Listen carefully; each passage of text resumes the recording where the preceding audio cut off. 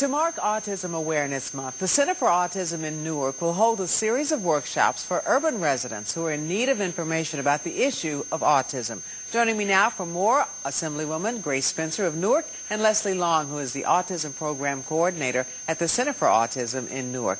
Thank you both so very much for joining us. Thank you. Thanks. We hear so much about the impact of autism, especially here in New Jersey, when it used to be known for actually having the highest rate of autism in the country. Now I understand it's about equal with another state.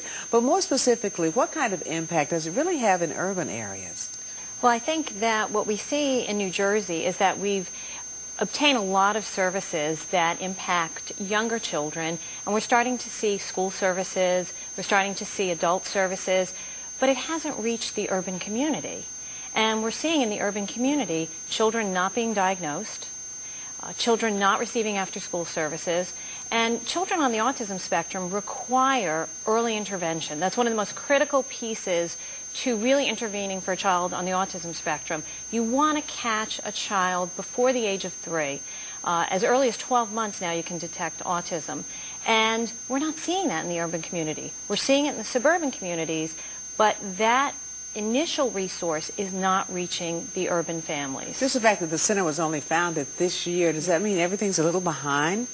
Well, there have been research organizations we've had in Newark, we've had some other universities, we've had doctoral programs, but not anything that's on the ground in Newark. But you're already working to make a difference, though. Absolutely. And one of the things, there are so many different organizations here in the state of New Jersey.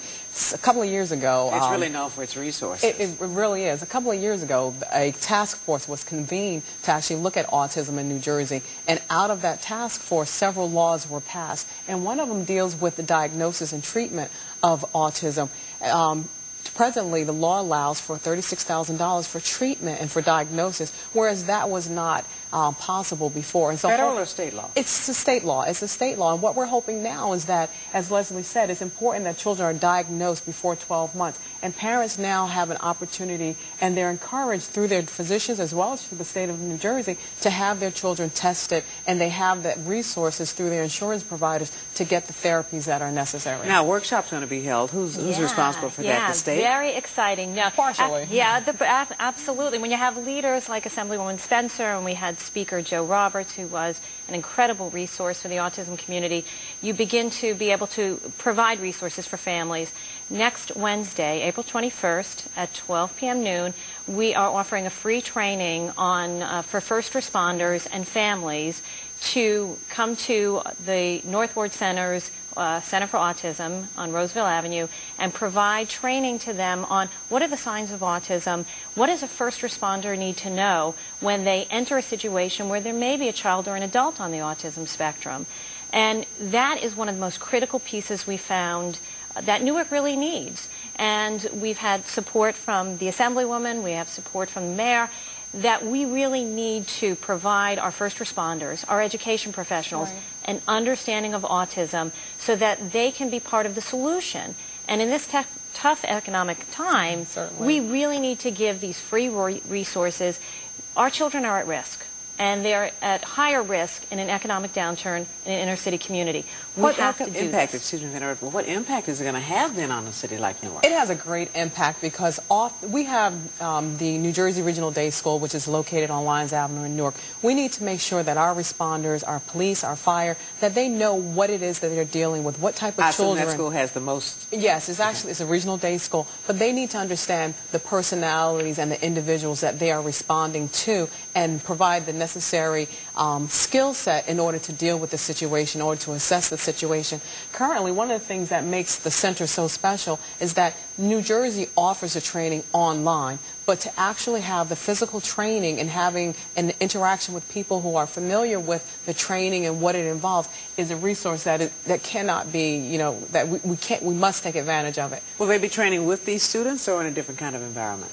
Well, it's going to be firefighters, police officers, and there'll be a training component for families as well, because it's very different training, but we're so happy because the North Ward Center has been around for 40 years, has recognized the needs for seniors, for preschool, And now, with our Deputy Executive Director, Michelle Adebato, we are now recognizing the need for autism services, and we're bringing it to Newark and the heart of Newark so parents can access this. So how do parents access it?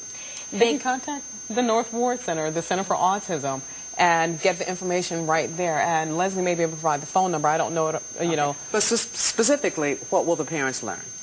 Well, first responders training allows them to know what are the safety issues that I need to worry about. We suggest having a 911 plan so that if your child elopes out of the house or hurts themselves, right, that you are prepared with a 911 plan, so when you make that phone call, you're telling that first responder the information they need absolutely to know. And we just saw in Florida a young woman with autism lost in the woods.